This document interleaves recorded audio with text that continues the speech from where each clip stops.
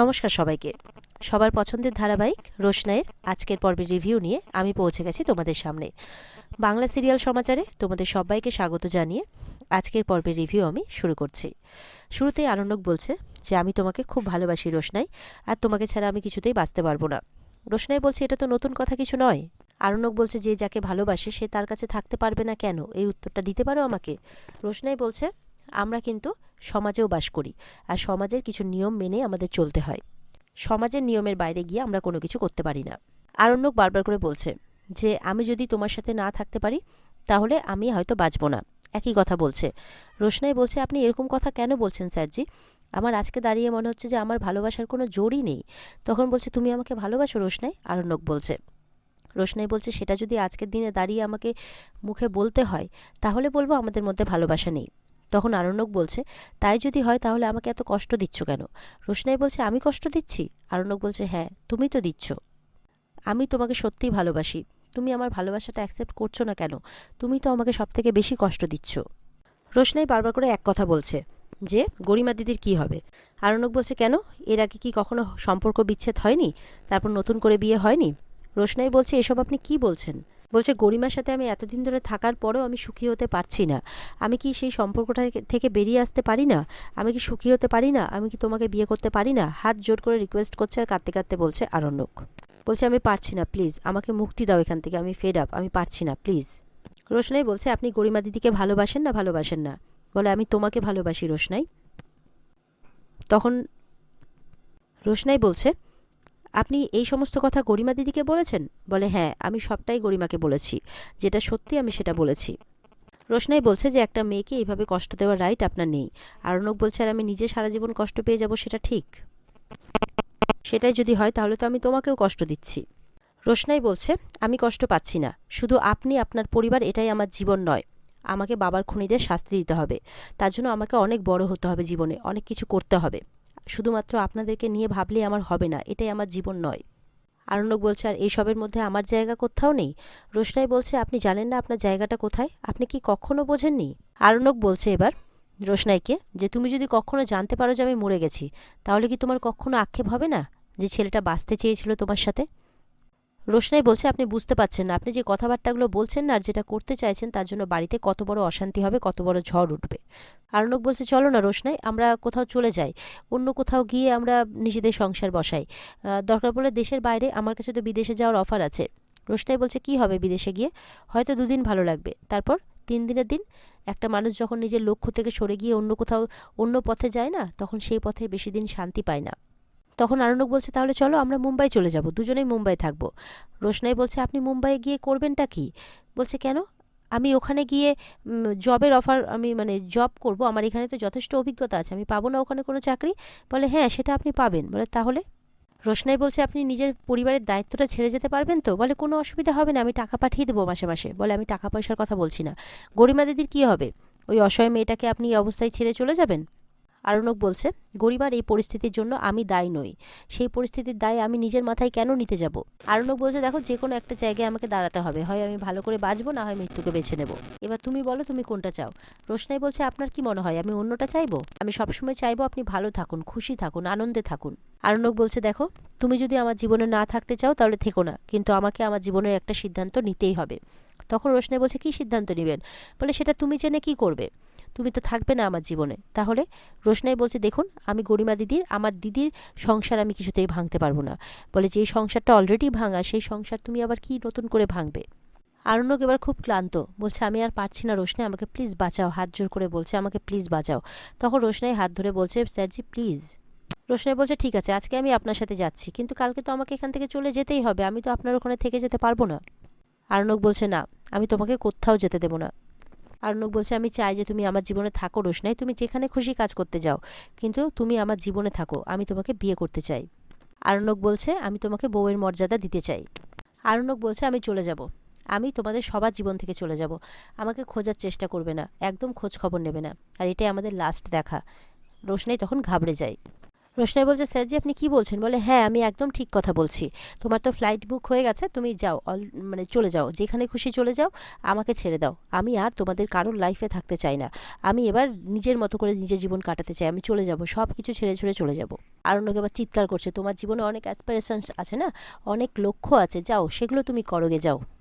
আমি তোমার লক্ষ্যের বাইরে, আমার তো কোনো ওয়ার্থই নেই, তুমি করো সেইগুলো। শুধু আমি একটা কথা তোমাকে জানিয়ে রাখি, আমাদের আর কোনোদিনও দেখা হবে না। তুমি যদি চাও তো আমাদের আর দেখা হবে না, ওকে? So good bye. এই বলে আরণ্যক গাড়িতে উঠে যায়। এবার রোশনাই দৌড়ে যায় স্যারজি স্যারজি করে, দরজা ঠকঠক করছে, মানে নক করছে আর কি। তখন গাড়ির কাজটা নামায় আরণ্যক। দয়া করছো? রোশনাই বলছে লোকে তো আমাকেই দয়া করে, আমি কি দয়া করব? বলে যদি আজকে আমার সাথে যেতে চাও তাহলে আমাকে কথা দাও আমার সাথে পাকাপাকিভাবে থাকবে। বলে স্যারজি এটা হয় না, লোকে কি বলবে? বলে লোকে যে যাই বলুক, আমার তাতে কিচ্ছু যায় আসে না। আমার সাথে গাড়িতে উঠলে আমাকে এটা কথা দাও, আমি বাড়িতে গিয়ে এক্ষুনি বলে দিব আমি গরিমার সাথে কোনো রিলেশনে থাকতে চাই না, আমি তোমাকে বিয়ে করতে চাই। রোশনাই বলছে প্লিজ স্যার এইসব কথা বলবেন না বাড়িতে গিয়ে প্লিজ। তখন বলছে তাহলে ডাকলে কেন আমাকে? আমি তো তোমার দয়া চাইনি। আরণ্যক বলছে যেতে দাও আমাকে, আটকিও না। রোশনাই বলছে আমাকে একা ফেলে চলে যাবেন আপনি? তখন আরণ্যক তাকায়, বলছে আমি সারাটা জীবন আপনার সাথে থাকবো। রোশনাই বলছে বলছে আপনার পাশে থাকবো, আমাকে ফেলে রেখে আপনি একা কোথাও যেতে পারবেন না। রোশনাই বলছে। এবার রোশনাইরা বাড়িতে পৌঁছয়। ঘরে ঢোকার আগে আবারও রোশনাই বলছে আপনি কিন্তু ভেবে দেখুন, আবার বাড়ির ভেতরে গেলে সে একই অশান্তি, তাই আমি আবারও আপনাকে বলছি যা করবেন ভেবে চিন্তে করুন কিন্তু। রোশনাই বলছে যে আপনি ডেকেছেন বলে আমি এসেছি, কিন্তু দিদির সংসার ভেঙে আমি আপনার প্রস্তাবে রাজি হব সেটা আমি কোনোদিনই করব না। আরণ্যক বলছে আমার কাছে আর কোনো উপায় নেই রোশনাই, আমার কাছে যদি উপায় থাকতো তাহলে কিছু বলতাম না আমি। বলে কিসের উপায়? বলে বলবো তোমায়।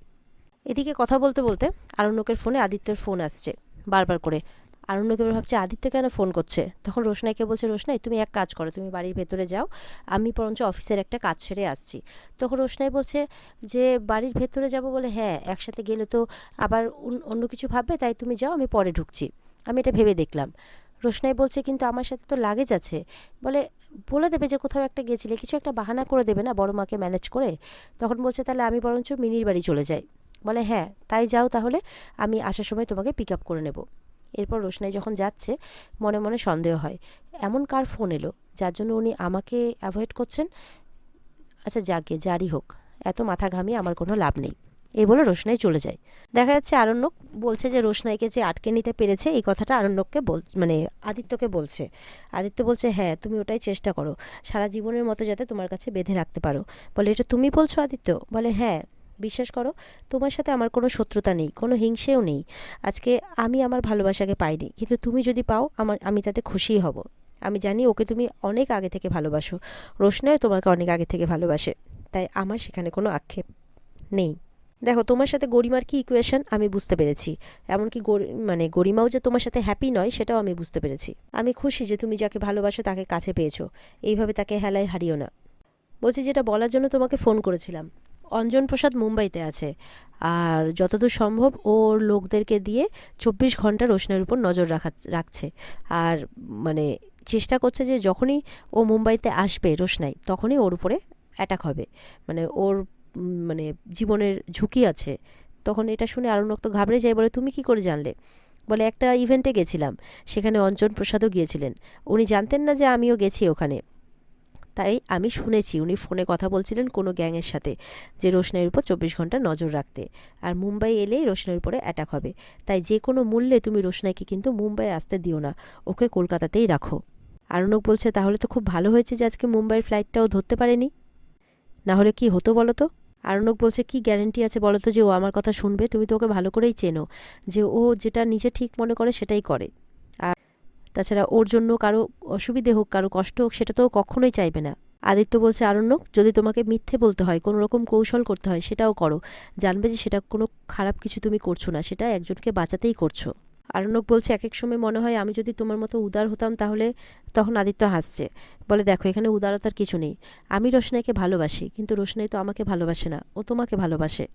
বলছে দেখো আরণ্যক আমি তোমাকে তোমার সম্পর্ক ভাঙা নিয়ে কিছু বলছি না, কিন্তু তোমাদের সম্পর্ক তো অলরেডি ভেঙে গেছে, গরিমা তোমাকে ট্রাস্ট করে না, তুমিও গরিমার সাথে হ্যাপি নাও, তাহলে কি দরকার এরকম সম্পর্ক রেখে? আরণ্যক বলছে আমি কি করি বলো তো, আমি সত্যি রোশনাইকে বিয়ে করতে চাই। রোশনাই খুব অসহায়, ওর জীবনে অনেক কিছু সহ্য করেছে, অনেক কিছু দেখেছে, আমি চাই ও ভালো থাকুক, আর গরিমার সঙ্গে আমার সম্পর্কটা তো এমনিতেই ভাঙা, রোশনাইকে আমি আগলে রাখতে চাই, ওকে সারা জীবন প্রোটেক্ট করতে চাই। আর আমি তোমাকে কথা দিচ্ছি জীবনের শেষ নিঃশ্বাস পর্যন্ত আমি ওকে প্রোটেক্ট করে যাব। আদিত্য বলছে, দেখো আমার পক্ষেও এত দূর থেকে কোনো কিছু করা সম্ভব নয়। আর তাছাড়া একটা মানুষের উপর 24 ঘন্টা মানে নজর রাখা তাকে সম্ভব নয়, তারও তো নিজস্ব কোনো কাজকর্ম আছে। তুমি রোশনাইকে তোমার কাছ থেকে চলে আসতে দিও না, ও যাতে কলকাতাতেই থাকে। আরণ্যক বলছে যে আমি তোমাকে আপডেটেড রাখবো। বলে ঠিক আছে।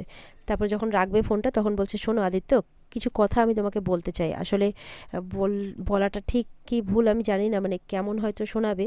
আসলে তোমার মতো বন্ধু পাওয়া না সত্যি। তখন আদিত্য হাসছে। আরণ্যক বলছে, তোমার মতো বন্ধু হয় না আদিত্য। আদিত্য বলছে, কি যে বলো তুমি আরণ্যক।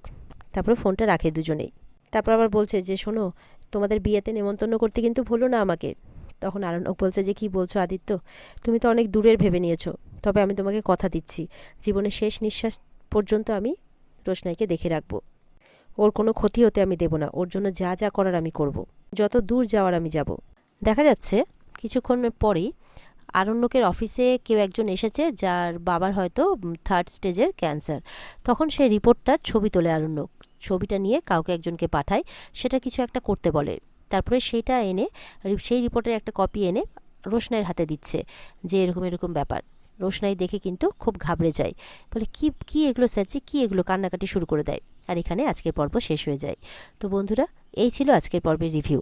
ভালো লেগে থাকলে পর্বকে লাইক কমেন্ট করে জানাতে ভুলবে না, আর আমাদের সাথে জুড়তে আমাদের চ্যানেলকে সাবস্ক্রাইব করতে ভুলবে না। পর্বের বিস্তারিত দেখতে স্টার জলসার পর্দায় চোখ রাখবে। টাটা।